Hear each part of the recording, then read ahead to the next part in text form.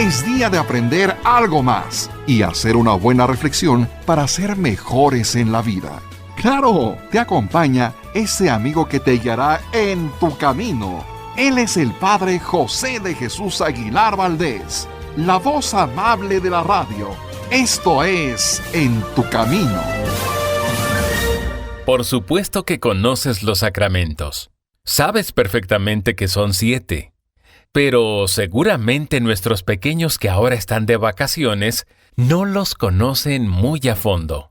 Es por eso que esta semana tenemos el especial sobre los sacramentos de nuestra serie Cimentando Nuestra Fe.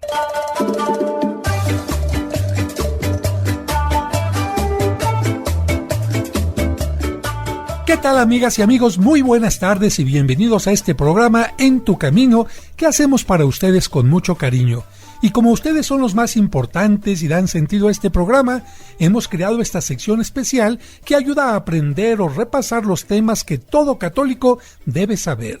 No solo para poderlo poner en práctica y sentirnos orgullosos de lo que creemos, sino también para poder defender nuestra fe ante quienes nos atacan. Pero antes de tocar el tema de hoy y después de agradecer a todos ustedes por su preferencia, permítanme agradecer también a mis colaboradores del día de hoy. Productor Sergio Enríquez, buenas tardes, Sergio. Padre José, amigos, muy buenas tardes, bienvenidos a este programa. Y como invitados, David Chávez, buenas tardes, David. Buenas tardes, Padre José, es un gusto saludarlos. Y el niño Bruno Serrano Vargas, buenas tardes, Bruno. Buenas tardes, Padre, es un gusto estar con ustedes. Ya estamos el equipo completo, así que vamos a recordar que en el programa anterior de Cimentando Nuestra Fe, iniciamos el tema del sacramento de la Eucaristía y recordamos el momento en que, liberados por Dios de la esclavitud de Egipto, Él puso al frente del pueblo a Moisés para que los guiara por el desierto. Sin embargo, no todo fue fácil. En un determinado momento, cuando sintieron que se les acababan las provisiones, el pueblo comenzó a murmurar porque pensaban que Dios iba a permitir que murieran de hambre. Y fue en ese momento cuando Dios hizo que apareciera una especie de semillas que les permitieron hacer pan. Y a ese alimento le llamaron el maná, el pan del cielo. Sí, me acuerdo que ese alimento les ayudó a llegar a la tierra prometida. También recordamos que en distintos momentos del Antiguo Testamento, Dios alimentó no solo al pueblo, sino a los profetas, y que el mismo Jesucristo alimentó a una gran muchedumbre que lo escuchaba. ¿Cómo? Multiplicando peces y panes en 2 ocasiones. Con solo 5 panes y 2 pescados alimentó a toda la gente. ¿Te acuerdas muy bien, Bruno? Finalmente, recordamos que Cristo, en la sinagoga de Cafarnaúm, se presentó como el nuevo y verdadero pan del cielo, diciendo a sus discípulos que Él era mucho mejor que el maná porque Él no solo nos alimentaría con su palabra y Eucaristía en esta vida, sino que también nos daría la vida eterna. Eso significa que el maná alimentaba el cuerpo, pero Jesús quiere alimentar nuestro espíritu. Perfectamente bien, y precisamente para ello, Jesús no solo predicó en medio de nosotros, enseñándonos el camino y la verdad, sino que también nos ofreció la vida eterna. Por eso, como nos lo dice el capítulo 14 de San Juan, en el versículo 6, Jesús dijo: «Yo soy el camino, la verdad y la vida». Y para que quedara muy claro que Él nos daba la vida, quiso entregarse por nosotros en la cruz. Que quede muy claro, nadie le quitó o le arrebató la vida porque, como dijimos la semana pasada, si Cristo hubiera querido huir y evitar su pasión, lo hubiera podido hacer, pero al morir por nosotros y luego resucitar, nos dio la prueba más clara de que la muerte no es el final y que dar la vida por los demás es lo que da sentido a nuestra vida. Fue por eso que el jueves, unas horas antes de que lo crucificaran el viernes, quiso reunirse con sus apóstoles en una cena íntima que todos conocemos como la Última Cena. Y en ese ambiente de amigos, no solo les recordó el mandamiento del amor al prójimo, sino que también se puso a lavarles los pies para enseñarles el valor del servicio. Me acuerdo que al principio Pedro no quería, pero luego lo aceptó. Efectivamente, porque Jesús le dijo: si no permites que te lave los pies, no tendrás parte en mi reino. Con ese lavatorio, amigos, Jesús estaba purificando a los apóstoles para aquella cena. Por eso es que muchos ven en este lavatorio una especie de bautismo donde antes de invitarlos a su mesa, Jesús purifica a sus apóstoles, exactamente como lo hace con nosotros. ¿Por qué? Veamos los sacramentos. Primero tenemos que recibir el bautismo, es decir, purificarnos, y solo después de que hemos sido purificados podemos recibir la comunión. Por eso es el orden de los sacramentos: primero bautismo y vendrá más adelante la comunión. Pero para que este programa sea más agradable y más ameno, vamos a imaginarnos lo que Jesucristo hizo en la última cena, lavando los pies a sus discípulos con este canto que se llama Les doy un mandato nuevo.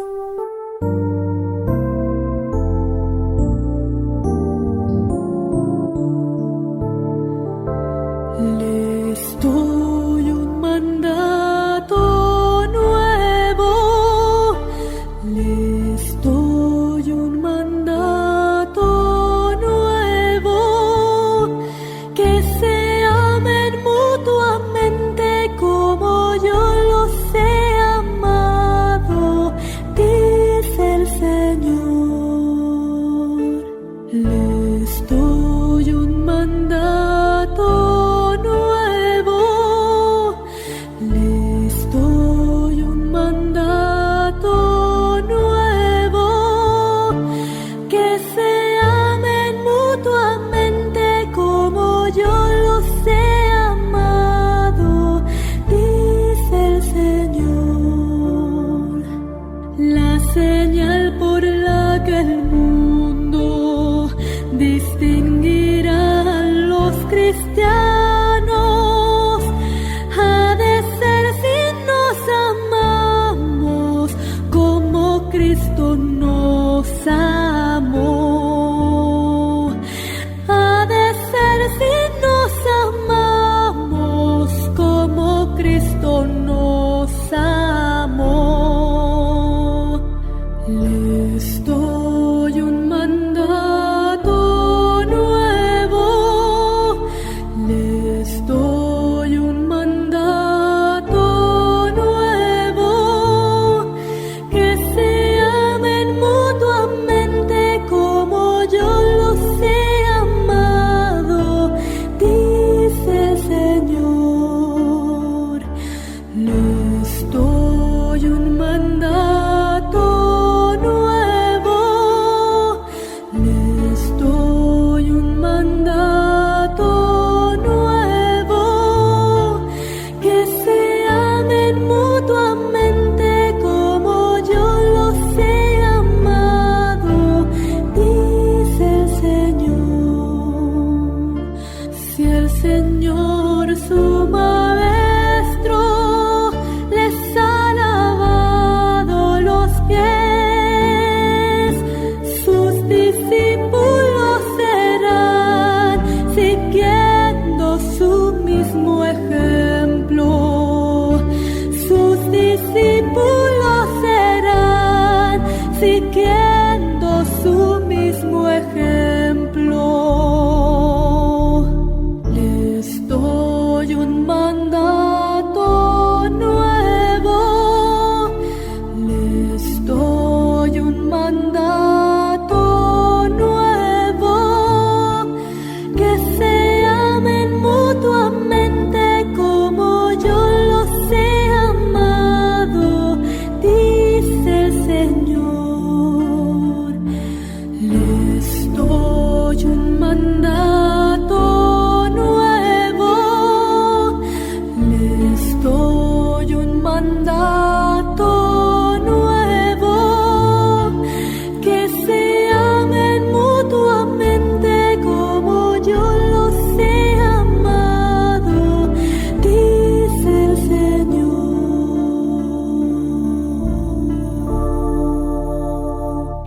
Este canto que hemos escuchado nos recuerda aquel momento en que Jesucristo, en la noche del jueves, lava los pies a sus discípulos, toma con ellos la cena pascual y, por supuesto, les enseña el mandamiento nuevo del amor. Y es importante mencionar que los judíos celebraban la cena de Pascua comiendo cordero, hierbas amargas, vino mezclado con agua y pan ácimo. Y muchos se preguntarán, ¿por qué? Hay que recordar, amigos, que en la noche en que Dios iba a sacar al pueblo de la esclavitud de Egipto, le dijo a Moisés que sacrificara un cordero por grupo o familia. A ese cordero se le llamó el Cordero Pascual. Efectivamente. Y para que comprendan mejor esto del cordero, que precisamente es llamado Cordero Pascual, vamos a recordar que cuando Moisés le pidió al faraón que dejara salir a su pueblo, éste se negó rotundamente, dudando del poder del verdadero Dios y creyendo más en sus ídolos, a quienes él creía dioses verdaderos. Pero para hablar del Cordero Pascual y la cena, vamos a hacerlo al regreso del corte. No le cambien.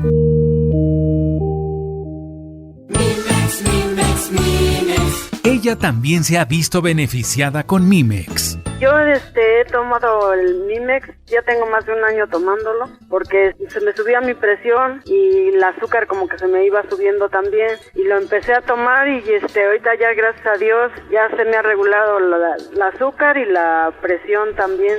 También me siento con muchos ánimos de hacer mi trabajo del diario. Recuerda que Mimex es un alimento aprobado por la Asociación Mexicana de Nutrición y Diabetes AC. De venta en la parroquia de San Cosme y San Damián. Serapio Rendón número 5, Colonia San Rafael, a 2 calles del Metro San Cosme. Para información sobre costos y envíos al interior de la República y los Estados Unidos, envía un correo a padrejosedejesus@hotmail.com.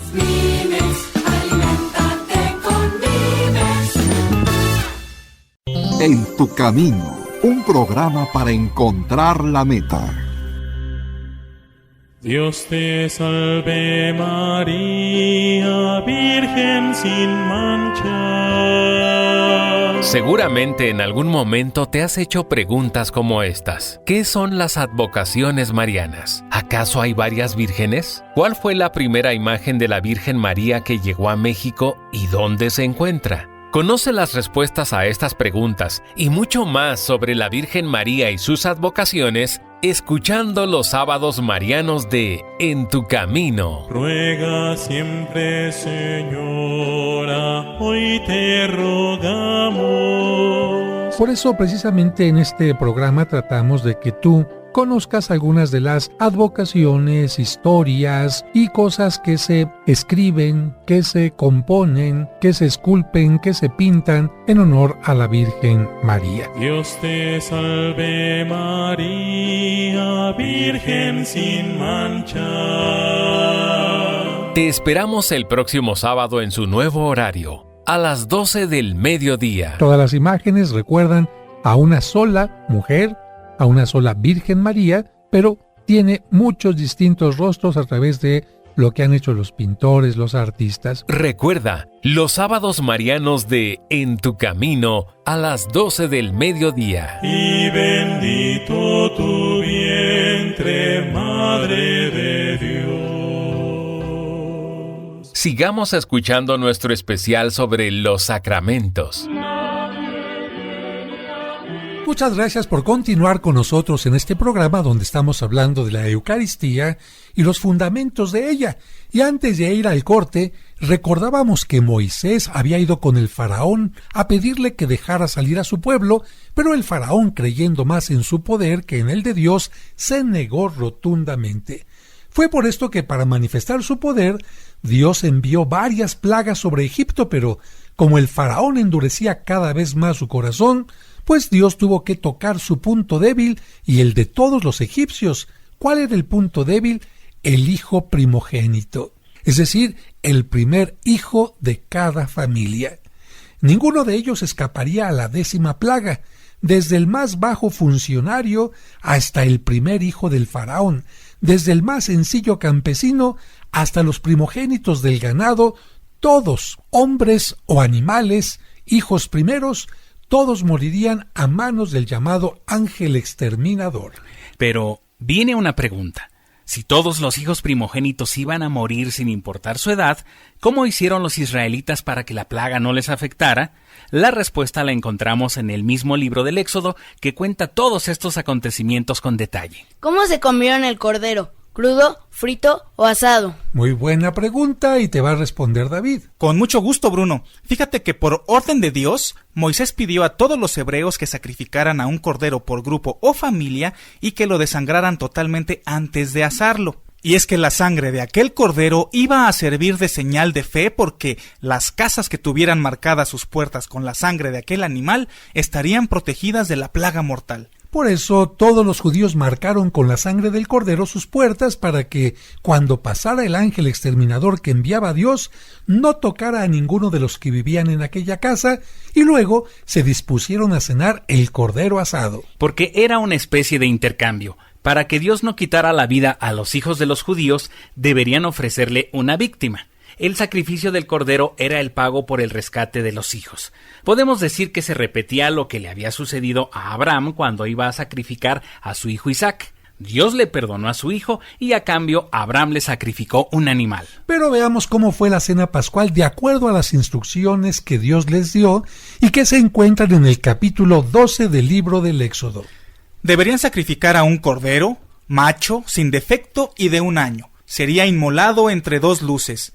Con su sangre se marcarían las puertas de cada hogar para proteger a los primogénitos. Cada familia debería comer la carne asada, acompañándola de panes ácimos y con hierbas amargas. ¿Hierbas amargas? Sí, Bruno. Fíjate que las hierbas amargas recordaban lo amargo de la esclavitud que habían vivido en Egipto durante aquellos 430 años. En cambio, los panes ácimos respondían a una razón práctica. ¿Por qué? Para que la levadura pudiera fermentar la masa, pues se necesitaba tiempo y la premura de aquella cena inesperada, así como la pronta salida de Egipto, no les daba tiempo al proceso de fermentación del pan. Por esta razón, los hebreos no pudieron comer un pan esponjosito, sino más bien ácimo y duro. En cuanto a la forma de comer, no lo pudieron hacer sentados cómodamente, sino como si ya estuvieran listos para salir. El libro del Éxodo nos dice que Dios ordenó que consumieran los alimentos deprisa, como si ya estuvieran listos para salir, con la cintura ceñida, los pies calzados y el bastón en la mano. El texto también menciona que no se debería guardar absolutamente nada. El alimento sobrante debería ser quemado al amanecer y algo muy importante es que los israelitas deberían recordar para siempre aquel momento llamado Pascua. Dios les dijo: guarden este día de generación en generación como decreto perpetuo. También guardarán este rito cuando entren en la tierra que les daré de acuerdo a mi promesa. Y cuando les pregunten sus hijos ¿qué significa este rito?, responderán: este es el sacrificio de la Pascua de Yahvé, que pasó de largo por las casas de los israelitas en Egipto, cuando hirió a los egipcios y salvó nuestras casas. Tengo una pregunta. ¿Los judíos siguen celebrando esto? Sí. Es interesante mencionar que el pueblo de Israel continúa celebrando la cena pascual hasta el día de hoy, así recuerda su liberación. Bien, pues ya con la idea clara de qué fue la cena de Pascua judía y por qué comieron cordero y pan ácimo los judíos, continuamos con nuestro tema. Cristo pertenecía al pueblo judío y por tanto, como todos los judíos, cada año tenía que celebrar también la Pascua. ¿Y la comenzó a celebrar desde adulto o desde que era niño? Desde niño la celebró con María, José y sus parientes, y como todos los judíos, cumplía con el sacrificio del cordero que se tenía que inmolar, pon atención, el viernes antes de que el sol se ocultara. Es importante que recuerden esto.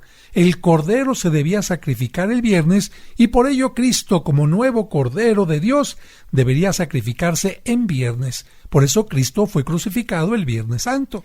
Aquella última cena, cuando Cristo tenía 33 años, sería para él su última celebración de la Pascua. En ese momento, Jesús tomó el lugar del cordero que debía ser sacrificado para liberarnos de la esclavitud del pecado y de la muerte. Desde entonces, los sacrificios de animales como rituales de purificación, pacto o alianza con Dios quedaron superados por el único y verdadero sacrificio, el de Cristo.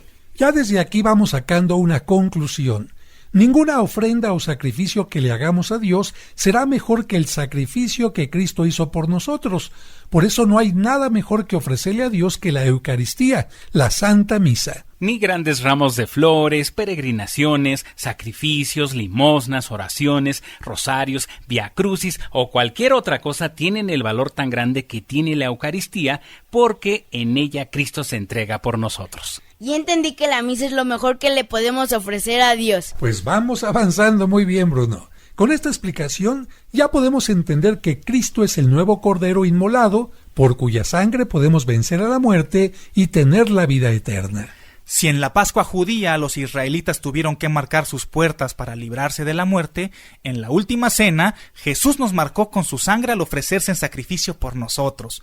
Por eso dijo: esta es mi sangre, la sangre de la alianza, que se derrama por muchos para la remisión de los pecados. Así como en Egipto el sacrificio y la sangre del cordero ayudaron a que los hebreos obtuvieran la libertad, a partir de la última cena, Cristo, con su sangre y como cordero, nos libra de nuestros pecados y de la muerte eterna. ¿Me podrían explicar un poco más qué significa la palabra Pascua? Claro que sí, mira, para terminar esta parte de la Eucaristía y su relación con la Pascua judía, concluimos diciendo que la palabra Pascua tiene su origen en la palabra hebrea Pesaj, que significa paso y tiene diversas interpretaciones. En el Antiguo Testamento, por ejemplo, tiene 3 significados. El primero se refiere al paso que realizó el ángel de Dios en Egipto para dar muerte a los primogénitos egipcios y mostrar su poder.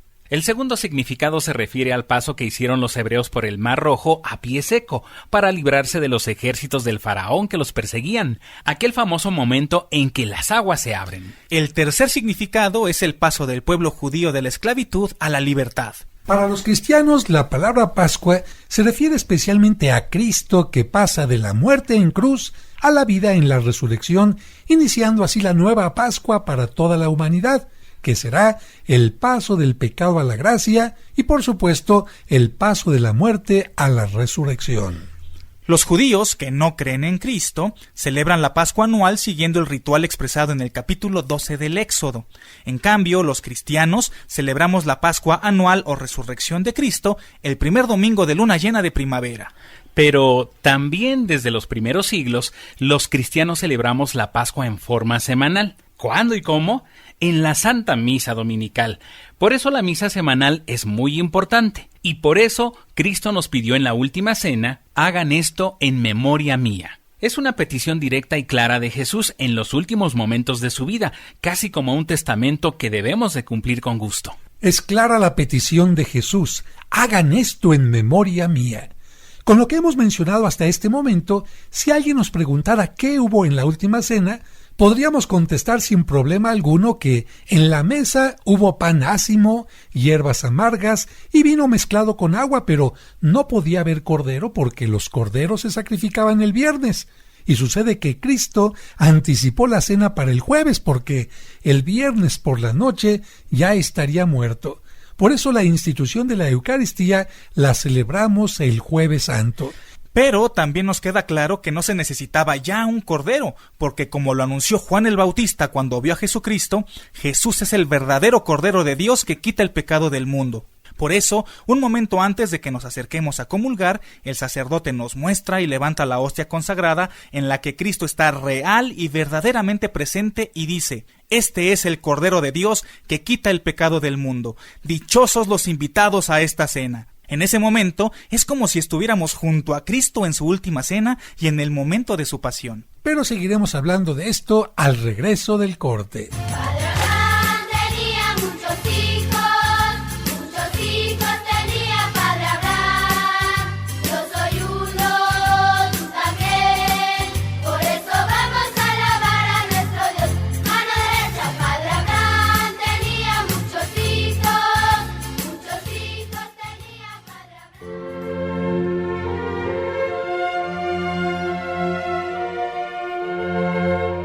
Oración de los padres por sus hijos. Señor Padre Todopoderoso, te damos gracias por habernos dado estos hijos. Es una alegría para nosotros, y las preocupaciones, temores y fatigas que nos cuestan, las aceptamos con serenidad. Ayúdanos a amarlos sinceramente. A través nuestro has hecho surgir vida. Desde toda la eternidad tú los conocías y amabas. Danos sabiduría para guiarlos, paciencia para instruirlos, vigilancia para acostumbrarlos al bien mediante nuestro ejemplo, Fortalece nuestro amor para corregirlos y hacerlos más buenos. En ocasiones es tan difícil comprenderlos, ser como ellos nos desean, ayudarlos a hacer su camino. Enséñanos tú, Padre bueno, por los méritos de Jesús tu Hijo y Señor nuestro. Amén.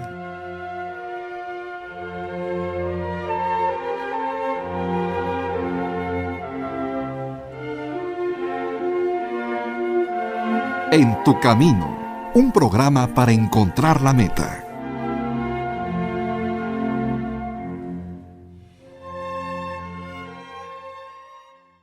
En tu camino, un programa para encontrar la meta. Sigamos escuchando nuestro especial sobre los sacramentos. En tu camino.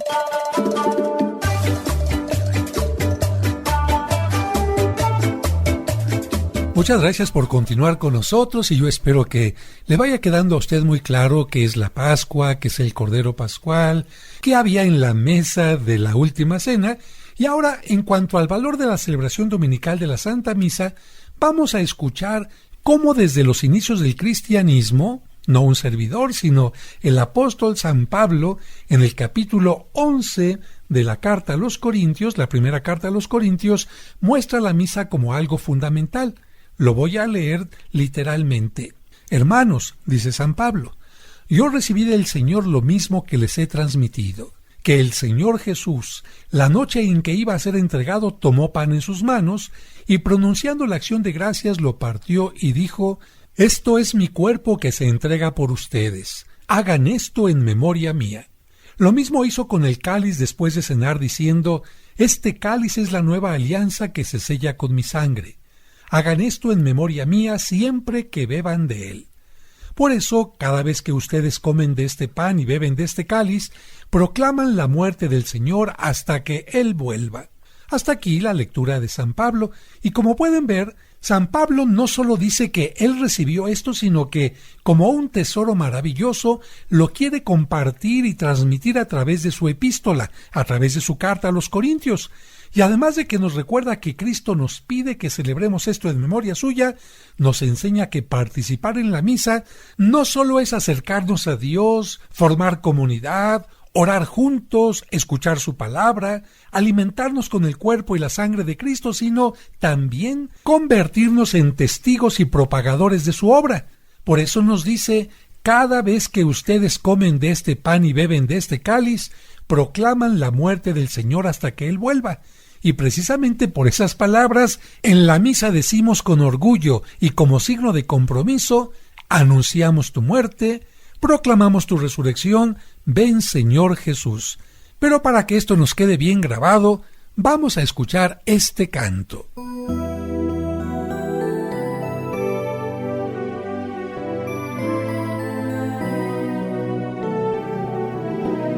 Comiendo del mismo pan, bebiendo del mismo vino, queriendo en el mismo amor, sellamos tu alianza, Cristo.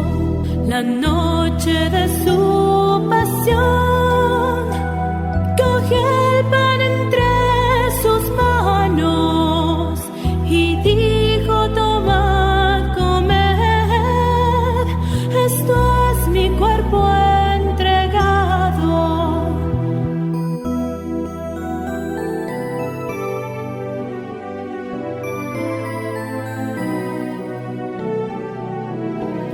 Comiendo del mismo pan, bebiendo del mismo vino, queriendo en el mismo amor, sellamos tu alianza, Cristo.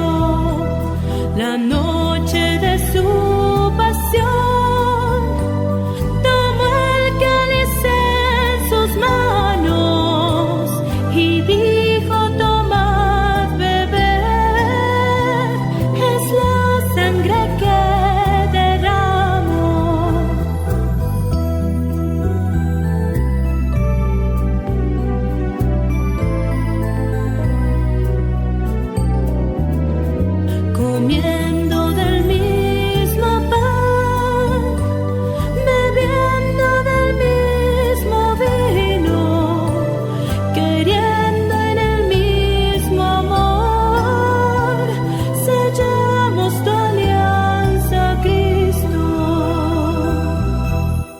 Un hermoso canto que nos recuerda aquella última cena en la que en la mesa había hierbas amargas, pan ácimo, vino, pero también había otra cosa, David. Efectivamente, padre. En la cena había oraciones con las que se agradecía el pan y el vino, porque eso significaba la bendición de Dios, no solo por la tierra donde se vivía, sino también porque gracias a él los campos eran fecundos y proporcionaban el trigo y la vid, que eran la materia prima para el pan y el vino.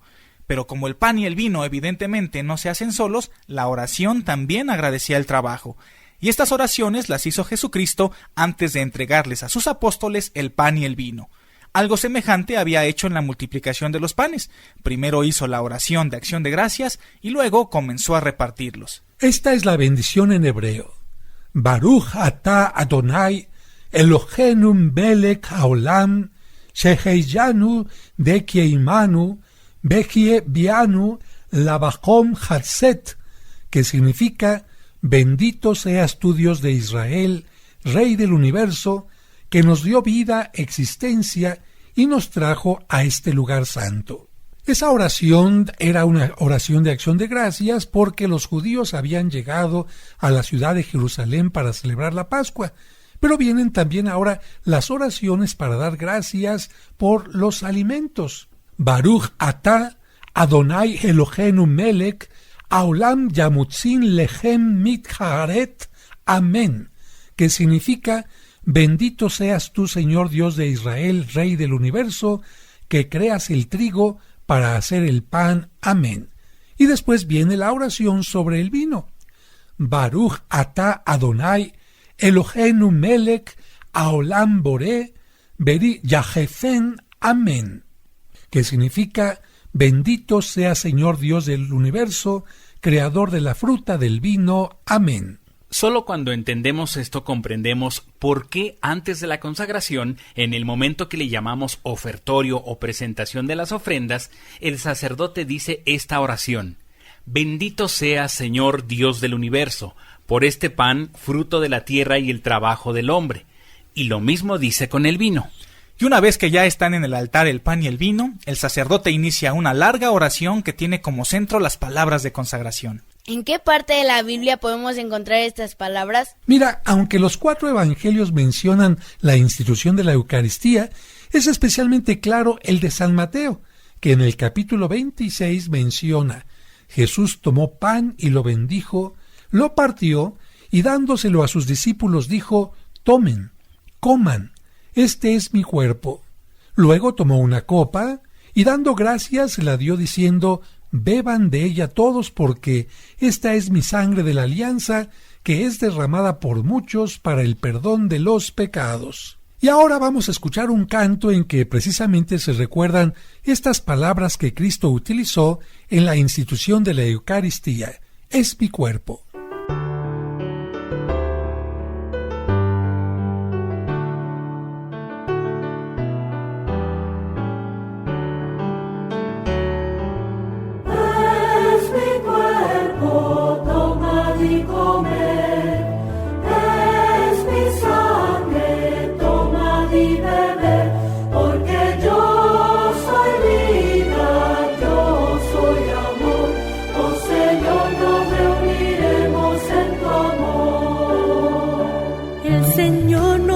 Su amor como nadie nos lo dio.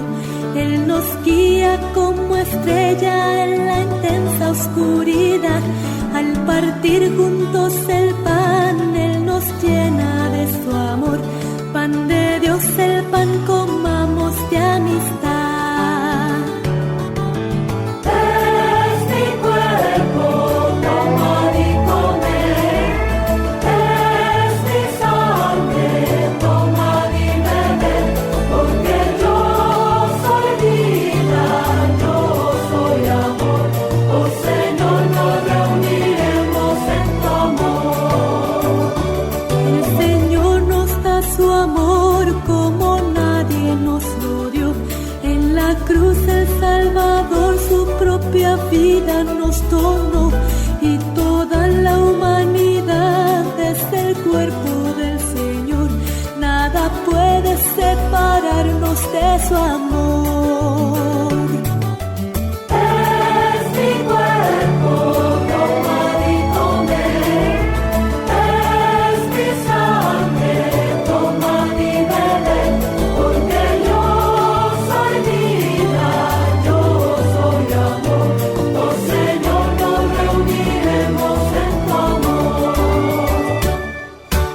Vamos a un breve corte y cuando regresemos, el tema de la Eucaristía y la alianza. Tenemos que hacer una pausa y volvemos rápido con la explicación de los sacramentos en Cimentando Nuestra Fe.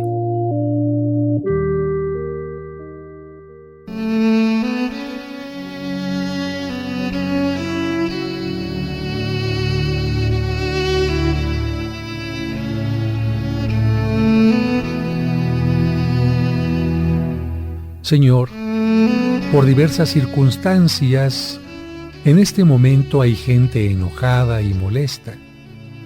Ayúdales a manejar correctamente su enojo para que no se convierta en ira y destruya las relaciones de pareja, de familia, laborales o de amistad. Hazles comprender que el enojo es algo natural, que expresa nuestra molestia porque algo no salió bien. Pero también ayúdales a comprender que con ira los problemas no se resuelven, sino aumentan. Amén.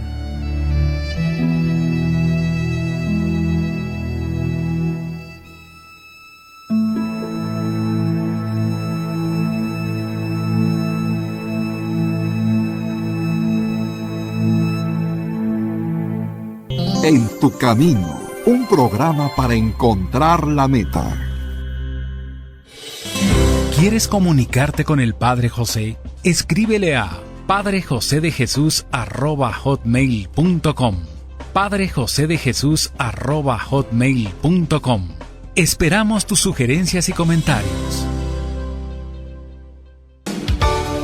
Conoce los lugares más importantes de la Tierra Santa y diferentes santuarios europeos sin salir de casa a través de los videos del Padre José. Al pasar por la pequeña puerta, los peregrinos pueden ver una losa de mármol que protege la piedra original donde estuvo el cuerpo de Cristo. Suscríbete a su canal de YouTube y ahí podrás aprender mucho sobre nuestra religión católica. Hoy quiero presentarles este libro que se llama Los Apócrifos y otros libros prohibidos. Encontrarás cuentos y explicaciones divertidas para los pequeños. ¿En cuántas de ellas caíste? En ninguna, padre. No les hice caso porque no quería caer en el mal. Podrás escuchar completos los cursos de autoestima y tanatología. Una persona que no se ama no podrá tener una fuerte y sana autoestima. Todos los domingos a las 9 de la mañana podremos celebrar juntos la Santa Misa. En el nombre del Padre, y del Hijo, y del Espíritu Santo. Amén. Amén.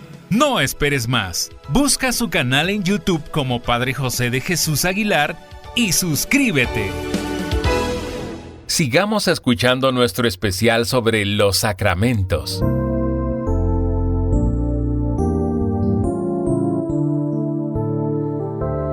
Les doy un mandato nuevo. Les doy un mandato nuevo. Muchas gracias por continuar con nosotros en esta reflexión sobre el sacramento de la Eucaristía. Y ahora aparece una pregunta nueva porque antes del canto escuchamos que en el texto de San Mateo Jesús dijo: esta es la alianza que es derramada por muchos. Y para entender mejor lo de la alianza, vamos a escuchar ahora el Evangelio de San Lucas, porque gracias a que cada uno de los evangelistas escribió lo que más le llamó la atención, podemos tener una visión completa de la Eucaristía. Por favor, David. Con mucho gusto. San Lucas dice así: tomando el pan, dio gracias, lo partió y se lo dio diciendo: este es mi cuerpo que es entregado por ustedes. Hagan esto en memoria mía. Asimismo tomó el cáliz después de haber cenado, diciendo: este cáliz es la nueva alianza en mi sangre, que es derramada por ustedes.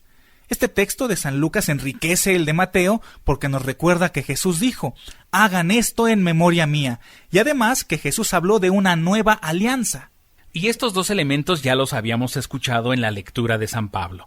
Recuerden que él escribió: este cáliz es la nueva alianza que se sella con mi sangre. Hagan esto en memoria mía siempre que beban de él. ¿Vas entendiendo todo, Bruno? Lo de celebrar la Eucaristía en memoria de Jesús me queda claro, pero ¿qué significa eso de la alianza o más aún de la nueva alianza? Mira, primero tenemos que explicar que en la antigüedad, así como en nuestro tiempo, las personas, los grupos, los pueblos podían hacer compromisos que podemos llamar pactos, contratos o alianzas, por ejemplo, pactos sobre venta, sobre compra o también pactos sobre el matrimonio. En nuestro tiempo, generalmente las cosas, los pactos se hacen a través de una firma. Con esa firma, las personas se comprometen a determinadas cosas. Por eso se debe firmar el acta de matrimonio, se debe firmar un contrato de trabajo e incluso un contrato de crédito a plazos. En la antigüedad la forma de firmar era a través de pactos que incluían la sangre. Sí, la sangre. Podía ser a través de la sangre de las personas que se comprometían a algo. Para ello se pinchaban y hacían alguna incisión. Pero otra forma era hacer un sacrificio de animales que representaban a las personas, o bien ofrecer un sacrificio a quien tenía mayor importancia. Con esto se comprometía a cumplir su palabra. Sin embargo, aunque Dios no necesitaba hacer ningún pacto porque Él siempre cumple su palabra, para que los hombres le tuvieran más confianza, aceptó hacer alianzas a la manera de los humanos, y estas alianzas, en distintos momentos, las podemos encontrar en la Biblia. La primera la encontramos cuando, después del diluvio, Noé le ofrece un sacrificio de animales a Dios y Él le promete no destruir al género humano. Como recordatorio de esta alianza o pacto, Dios crea el arco iris. Otro ejemplo se muestra en el capítulo 12 del libro del Génesis, en el que se puede leer lo siguiente. El Señor dijo a Abraham: «Vete de tu tierra y de tu patria y de la casa de tu padre a la tierra que yo te mostraré. De ti haré una nación grande y te bendeciré. Engrandeceré tu nombre y haré de ti una bendición. Bendeciré a quienes te bendigan y maldeciré a quienes te maldigan. Por ti se bendecirán todos los linajes de la tierra». Abraham obedeció y partió hacia la región de Canaán, el actual Israel. Allí ofreció a Dios en sacrificio una novilla de 3 años, una cabra de 3 años, un carnero también de 3 años, una tórtola y un pichón. Mediante aquel sacrificio, Dios hizo con él una alianza por la que le entregaría toda aquella tierra. Pero para comprender mejor el tema de las alianzas y cómo Dios, por amor, se adapta a las circunstancias de los humanos, seguiremos hablando un poco más sobre la historia de Abraham. Además de prometerle hacerlo padre de una gran nación, Dios le ofreció otra promesa porque, como Sara, su esposa, no podía tener hijos, Abraham se tenía que contentar con Ismael, el hijo que había procreado con su esclava Agar, ya que según las costumbres de aquellos tiempos, los hombres también podían tener hijos con sus esclavas, pero eso no se consideraba una bendición. Fue por eso que Dios le prometió a Abraham que tendría un hijo, pero con su esposa Sara, para que a través de este hijo continuara con su bendición y su alianza. Poco después de la promesa, Dios le cambió el nombre de Abraham por el de Abraham, que significa padre de muchos pueblos. Es importante comprender por qué en aquel tiempo un hombre podía tener hijos con la esposa y las esclavas, y también cuál de los hijos era considerado el hijo más bendecido, así que pongan mucha atención. En aquel tiempo la mortandad infantil era común y el promedio de vida era muy corto porque cualquier enfermedad o infección podían acabar con la vida. Imagínense un tiempo sin medicamentos. Por eso cuando el jefe del clan o familia veía disminuir drásticamente el número de sus miembros, pues hacía todo lo posible para que su descendencia no desapareciera. Por eso se consideraba normal que para garantizar la descendencia y el número de la familia, el padre tuviera hijos con la esposa y las distintas esclavas. Así que la poligamia no era considerada infidelidad, sino más bien necesidad de supervivencia. No obstante esto, había grandes diferencias sobre los derechos que los hijos podían reclamar. El hijo primogénito, o sea, el primer hijo varón de la esposa, era considerado la mayor bendición de Dios y quien tenía absolutamente todos los derechos. Los demás hijos, especialmente los de las esclavas, eran considerados totalmente inferiores. Con esto, amigos, entendemos que Abraham no solo deseaba tener hijos para asegurar la prole, anhelaba especialmente tener un primogénito con su esposa Sara, anhelaba tener el hijo de la bendición. Sin embargo, ella era estéril. Fue en este contexto que Dios le prometió que sería padre de muchos pueblos, y eso suponía el nacimiento del hijo deseado. Dios y Abraham, de acuerdo a las costumbres de la época, hicieron una alianza, un trueque. ¿A qué se comprometía cada uno? Vamos a verlo. El patriarca le entregaba a Dios su fe y total confianza. Dios, por su parte, con un milagro, le daría un hijo, Isaac, el hijo de la bendición. La teología cristiana suele comparar a Isaac con Cristo porque ambos son primogénitos y los más amados por su padre.